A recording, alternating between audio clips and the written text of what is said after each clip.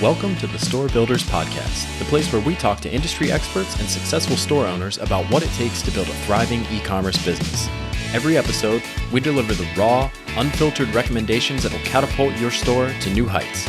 Ready to get serious about expanding your e-commerce empire? Well, then let's get to work. I'm your host, Ryan Cowden, and this week we're joined once again by Chris Lemma. In this episode of the Store Builders Podcast, Chris and I discuss the best ways to hire virtual assistants or VAs to help you scale your business. One of the truisms of our day is that scaling a successful business requires outsourcing work to virtual assistants. If you want your business to grow and thrive, eventually it will grow to a workload that you cannot do on your own. Virtual assistants provide a great service by taking extra work off your hands, allowing you to focus on the essential work that will make your business grow. What you don't always hear is that you should start thinking about hiring VAs right now. No matter how big or small your business is, there are advantages to outsourcing work to VAs and doubling down on your skills and the active growth areas of your company. And finding and managing VAs is a lot easier than you think.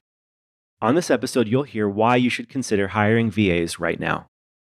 Now is the best time to start outsourcing small or time-consuming tasks to VAs to allow you to focus on growing your business. Next, we'll discuss the costs of working with VAs. While the financial cost of VAs is relatively low, the main cost will be educating and preparing your VAs to do the work the way you want it to be done. Then we'll cover the types of tasks you should outsource. Highly technical work should be outsourced to developers, but VAs can handle a lot of the administrative or time-consuming tasks like writing copy or finding backlinks for your products. After that, we'll share the best practices to find virtual workers.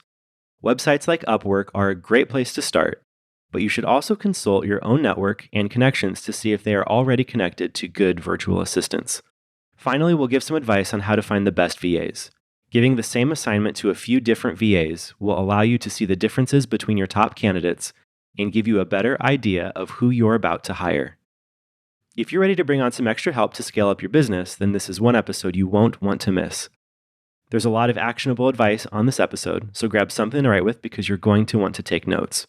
As always, I'll be back on the other side to wrap up any loose ends.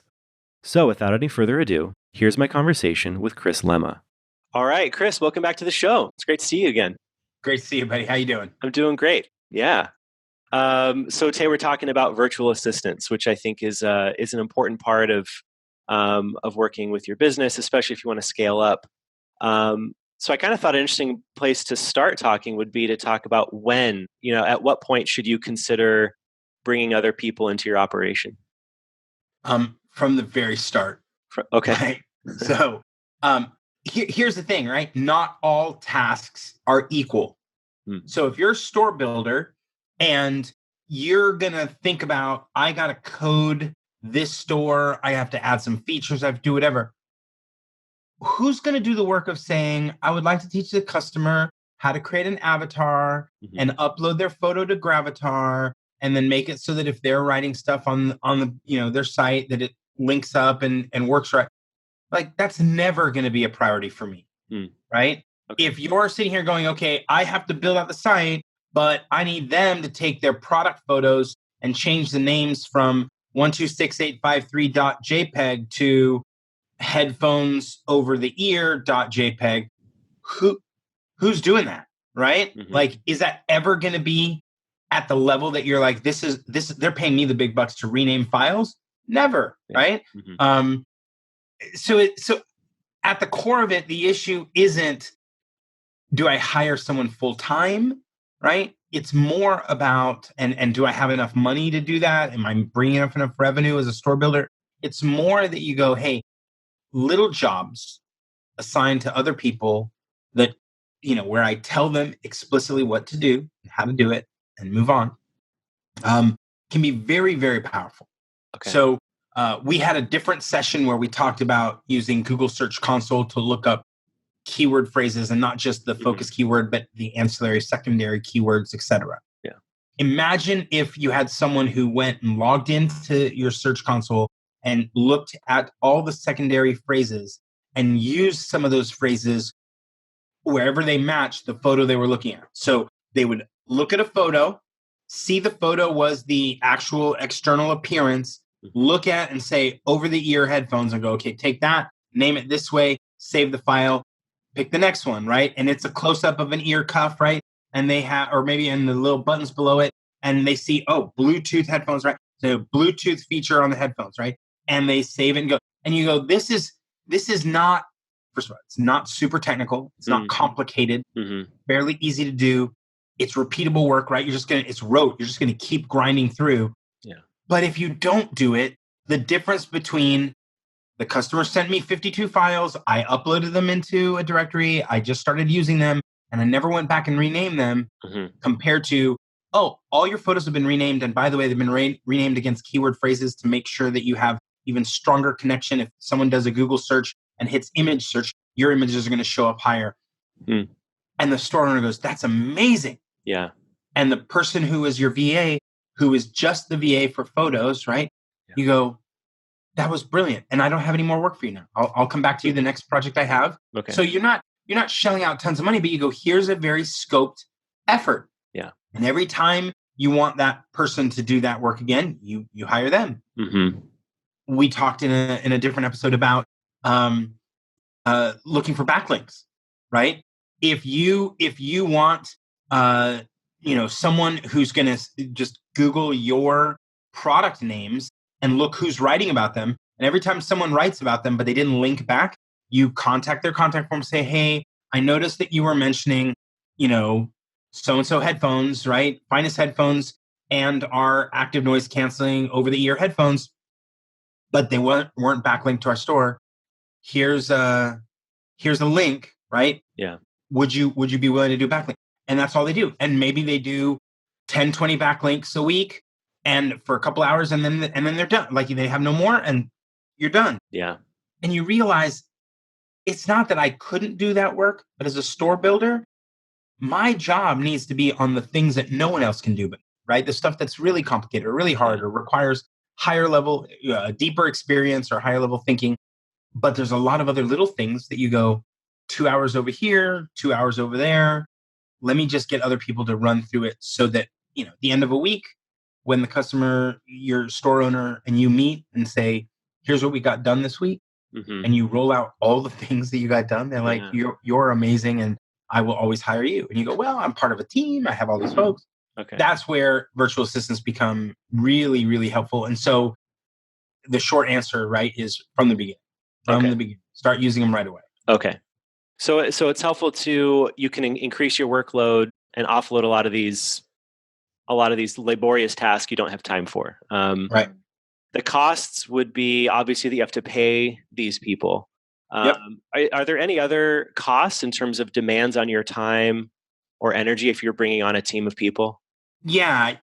Everything that you do when you're asking someone else to do it, you're going to have to educate. You're going to have to say, this is how I want it done, or specifically, this is what I don't want you to do.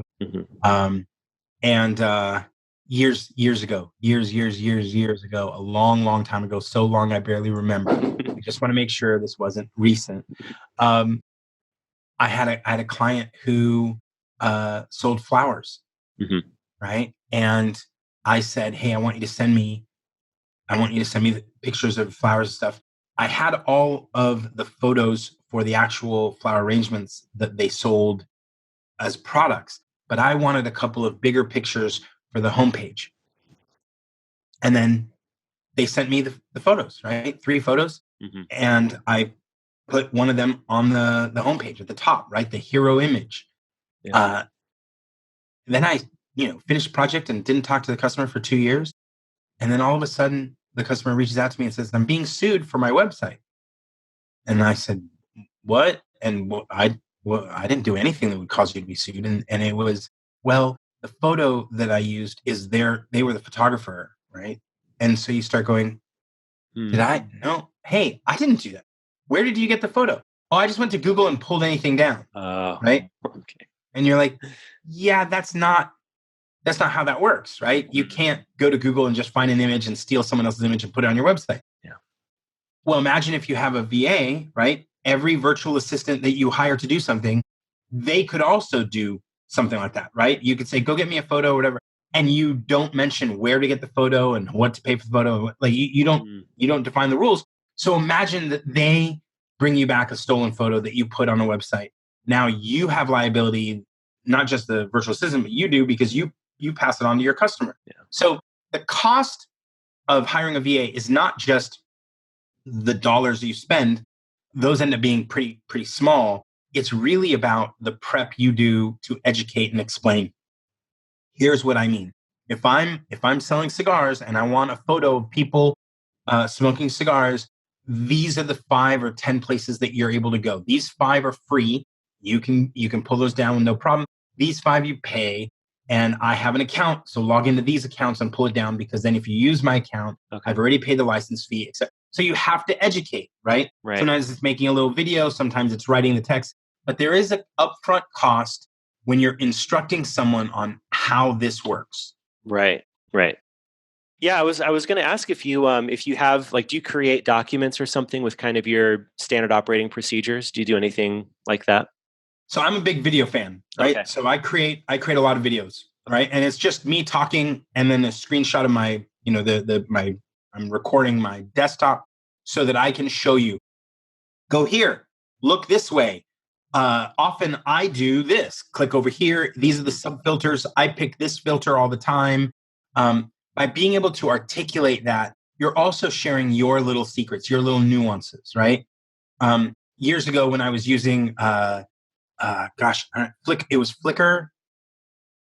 I think it was Flickr had a section of Flickr that was Creative Commons, right? So it was all the available photos, right? But there was a filter on those photos that was specific to the photos that had the most comments. And when I was looking for a photo, I would often go into Creative Commons and then pick the most commented and have that kind of reset the filter so that I could see which are the ones that are drawing attention. That's what I want to use, right? Well, that's my little secret, right?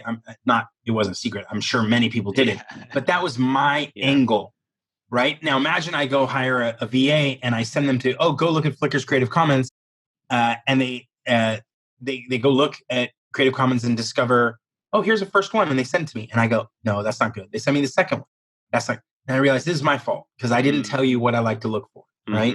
Yeah. So I shoot little videos, upload them, right, and send them to people and say, here's what I'm looking for. Here's how to do it. Here's how I would do it. And then they go and do it on repeat mode. Yeah. Okay. That's really good. So you mentioned that you kind of have outsourced a lot of these kind of small tasks to your VAs. Are you ever outsourcing specialized or like highly technical work to your VAs as well? Yes, but not necessarily to a VA, right? So I might hire a developer to build something specific, right? And I know many developers that do that, where you go, hey, I'm really good at this, but I may not know that as well as someone else can be more efficient. But for virtual assistants, I normally keep it scoped.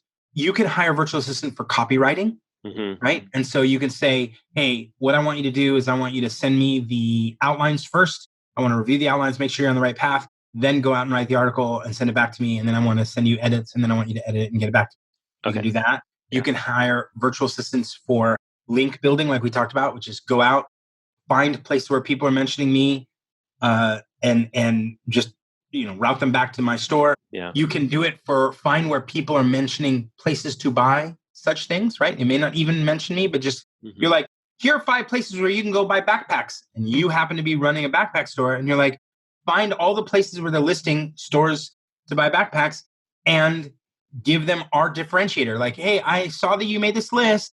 Here's what we do. And by the way, all the rest of yours, they do a lot of awesome stuff, but it looks like none of them are, you can turn inside out. So our backpacks turn inside out. Therefore, every backpack works with 2 different colors, and that's unique. And so then they're like, ooh, I'll put you on my list, right? So you have someone who's focused on that backlink strategy, a variety of different backlink strategies. You can have someone who's, as we talked about, just focused on images. And on the one hand, it's naming images, but you might have someone else who is just cleaning up the images, right? You like just, hey, all I want you to do is I want you to crop every image to be 900 by 600. and the photos are all different sizes, but I want 900 by 600, and I want the main feature of the thing to be in the middle of this. I don't want it to be clipped off, right? Because you can use Photoshop to say, turn all these images into this size, but then they'll just, crop, and you go, oh, that's not what I wanted, right? So you could have a virtual assistant do that. Right. So with photos, with backlinks, with copy, there's a lot that you can do. And then, of course, if you're writing long sales pages or what have you, you may need research. Okay. Right. And so, if I was selling backpacks, I might want to know, right? Especially if I was selling backpacks and my backpack would last, I don't know, 100 years, right? Or 80 years. Mm-hmm. I might want to know, how long does the average backpack last? That's a question I have. Yeah. I don't have an answer. Right. So let me go hire someone who's good at research and say, go get me this stuff, right? Mm-hmm. Then I might turn all the research into an article, a report, a infographic, put it on my long landing page, right? And highlight all the stuff to get to the end to say, but you don't have to worry about all these bags that, tear apart in 7 years, because ours lasts 25 years. Okay. Or 100, right? Cool. Yeah. So where's the best place to find and hire potential VAs? So that's a great question. Okay. And the answer is everywhere, right? Like the challenge is that depending on what you're looking for, it's, you may go one place or another, right? So a lot of people will go to Upwork. There are also very specific places where they only offer, virtual assistants. And so that's another dynamic. But when you're talking about like, hey, I just need virtual assistants, I hear a lot of people go to Upwork. I recommend figuring out if there's people in your network already, right? Relationships and friendships that you already have. It's one of the first things to talk through is if you, often we discover that we have our own network of people who are like, I'm looking for a little bit of work, but not a lot of work. And I'm looking for flexible time. And that's why I haven't gotten a job, because I'm worried about, family and elderly person in my family or my kids. Or, and so you're like, hey, so I've hired, and I know other folks that have hired several times, people that they know in their network, and say, hey, can you help me? I just have this little task, right? Yeah. Right. And that's fine, right? Again, Upwork is a place where you can do, you can pull that. I know for WooCommerce, when you're building a WooCommerce store and you need little things tweaked, adjusted, or whatever, they may be going into WordPress a lot and touching stuff. You might want to go to a place like Codeable, codeable.io, because those people know WordPress, right? You're not going to have to teach them specific stuff, right? One of the things we didn't talk about was getting, and this is because it's not really for the store builder, but for the store owner. If you're a store builder, you could potentially sell this as a service, right, to your store owners that says, hey, you've created a very special backpack, like really unique. And I have a service that I would like to offer you where we pitch you and your product to podcasts, right? And so we're going to go look for all the podcasts where it would make sense to have you on. And then we're going to create custom pitches for each of those podcasts. And we're going to pitch you and then get you on. And that's essentially getting you free marketing, right?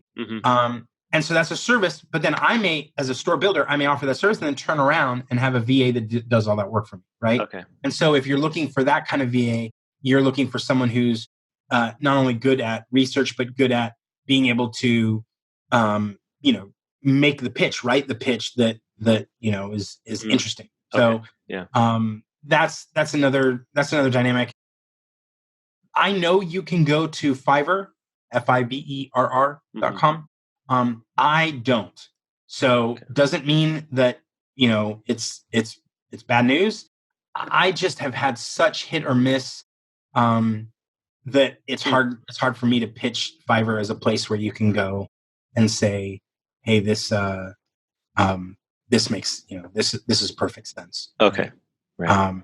But I know people that do, right? Yeah. And sometimes when it's stuff like for your product page, you want to create a graphic that's like, wow, this is an amazing one or something like that, right? And you're like, I have a product image, but I don't have anything that's really, that pops. And there are Fiverr people that will go, hey, I'll put this filter on this and change this and put this text and ship it back to you for $5. Some people get away with that, right? Sometimes you're just like, this looks really cheesy, like a million people have done it, right? Yeah. So. Okay. Interesting. Well, that brings up a good point, because my next question was, how do you assess if this virtual assistant is right for you? Do you try to set up an interview, or are you just kind of looking at work samples or resume? What's your kind of filter for your VAs? So my recommendation, right? And this sounds a little crazy, but it has worked for me every single time. Yeah. I give the same assignment to 3 or 4 people on the network, right? So let's say you're going to